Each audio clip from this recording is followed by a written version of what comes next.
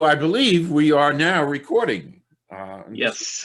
We are recording, and I got my stopwatch on, and I've been actually talking to Justin Giegerich for about the last half hour about directing, because he's a young director, and I am so enthralled with his work because I've seen his work, and he's at the beginning of this wonderful career of being a director in film. So Justin, jump right in. Let's chat, do a little bio, and let's bring people up to date with your young director. Okay, cool. Well, I grew up at the Jersey Shore, Brielle. So you're in Marlborough, is that correct? Yes, I am. Marlborough, right? Okay, so not too far. I actually took acting classes in Marlborough as a kid, but Wow. yeah, I started out as an actor. I got involved with the school plays, and that kind of drove me piece by piece into the arts world. And my first love was theater, and then I kind of figured out that maybe I was a little more interested in film. Though I did actually go to school for acting. I graduated 2019 with a BFA in acting from Pace. And yeah, I've made I don't know, God, like 10 or probably 15 short films, a micro budget feature film, and yeah, and here we are now. Wow. So let's kind of backtrack. When did your relationship with film begin? How did it begin? Yeah, well, it's from acting, really. This is a fairly common thing I've heard from a lot of directors. Is I was 16 years old, and I had an agent at the time, and I was going out for a lot of auditions for film projects, and I would get on these film sets, and I would just be fascinated by the process of filmmaking, and I'd start to ask the questions to the directors and the cinematographers, and then all of a sudden I was like, okay, maybe I could try writing one of these things. I guess we'll see what happens. And then and that movie was called, oh God, it was horrible. I mean, it's terrible. Everyone's first movies are horrible. It was called, I called it Freedom. It was about a kid who had OCD and had to do everything in threes. Oh, and I played the lead character and directed it, which was a nightmare. Never released, never seen the light of day, but I had a great time making it, and I haven't really looked back since. Okay. What do you actually enjoy? Is this a valid question? What do you enjoy about making films? Yeah, I think of, this is not, making films really happens in, 3 stages as for a writer director, which would be, the writing process, the directing process, and then the editing process. So I enjoy all 3 of them for different reasons. I think I kind of lean towards more of the directing as my favorite part, but we think of filmmaking as an art and a craft kind of at once. And I think that I've been thinking about this recently, and I think that really the art of filmmaking, at least for people who are consider themselves to be writer directors, that really comes in the writing. I think that's where it's I have something deep within me that I'm trying to somehow express to the world, put that onto a paper, and see what happens. That I think is really the art. And then I think the craft of that is the direction, which I enjoy the most, because that's figuring out, okay, there was this thing that was in my brain, and now I have to somehow record that and express what I threw onto this piece of paper. And then the editing, I think, is kind of the mix of the art and the craft, because what you're doing is you're essentially taking this footage and being like, okay, this makes sense to me. How do I make this make sense to anybody that's not me? But the directing element, getting on set, it's my favorite feeling in the entire world. You get on set, it's usually early. It's 7 in the morning. And I've had call times as early as 5:30 in the morning. And it's like, all right, we're all exhausted, but this is exactly, my favorite kind of people to collaborate with. They're the kind of people who agree with me in that sense. It's like, all right, this is exhausting, but this is my favorite thing to do. These are the kind of people I want to be around. And you get on set, and it's like, all right, you have to figure it out. There's going to be constant obstacles. There's going to be constant, people saying no to you.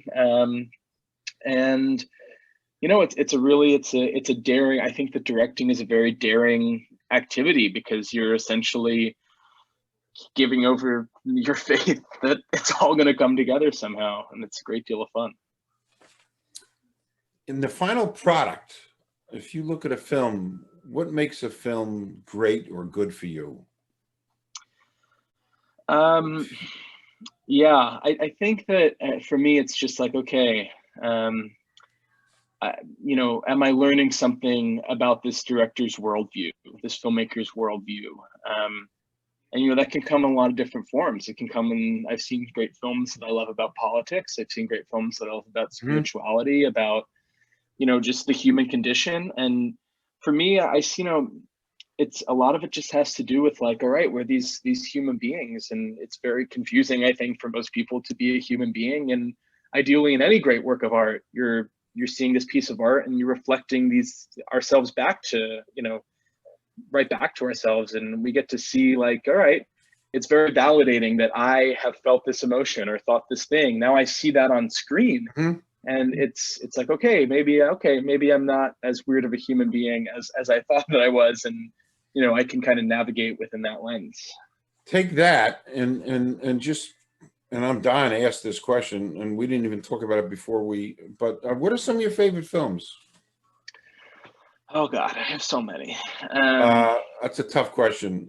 I know. I can think of a few. So I went through a big Bergman phase Wow. over the course of the past, over quarantine. I was watching a lot of Bergman films. Okay. Persona is probably my favorite of that bunch. I love Persona because it's like, wow, okay, this is what it's probably my favorite film about identity. And it's these two women, or maybe just, the one woman, the nurse, who's trying to like forge this identity, and it feels like there are these constant roadblocks, and her being herself. And I think that's a very human thing, to be like, all right, I feel very challenged to to be myself. And I think that's ultimately what that film kind of is driving at, as is Mulholland Drive, actually, which I watched recently with my girlfriend Jessica, and we were both enamored by that film. I think that's kind of hitting at some of the same things about individuality. I'm also gonna jump in now, and yeah, sure. And I want, before we get lost, because we could talk about this all night. Literally, you and I could go for hours on this. But I would love you to talk about the making of your latest film, Cenozoic Era. Yeah, it's a very quarantine film. It's a film that I wrote in quarantine. We all, at the beginning of September, got tested and wore masks and practiced social distancing on set and shot this film. It's very simply about two people who are waiting around for an internet repairman to show up, who may or may not ever show up. We shot it on 16mm black and white film, which is my first time shooting. I've shot something in black and white before, but it was my first time shooting on film, which was an exhilarating experience. It was kind of everything, everything else I'd shot digitally, and I've never had the budget to shoot on film, and it was like, wow, this is the real deal. And so that's actually almost done. It's getting sound mixed right now. Wonderful. It should be done by the beginning of December. Wonderful. Yeah. I should tell everybody, you and I was introduced to your work when I saw Green Shoes in down the shore a couple of years ago, which I loved, and that's why we're here, because we had that connection. Of course, we're running out of time. So I have a quick question to ask you, because we are running out of time. During the pandemic, living or dead, I have to ask this. Who would you like to be stuck in a room with, excluding family and friends, living or dead? Excluding family or friends? Ooh. Big fan of Anthony Bourdain. I think Jersey guy, by the way. Yeah, we could talk cooking. I mean, with Anthony Bourdain, he's a man who I think understood everything. And wake up, he's cooking me dinner. We're talking about why we're alive. It sounds wonderful. Perfect. So we are out of time. This goes fast. I said this to you beforehand. We're going to come back. You'll come back. We have so much more to talk about. So I want to thank you so much, Justin. And this will be continued, using movie language to be continued. Thank you for having me, Cal. This was wonderful. This was wonderful. Thank you so much, Justin.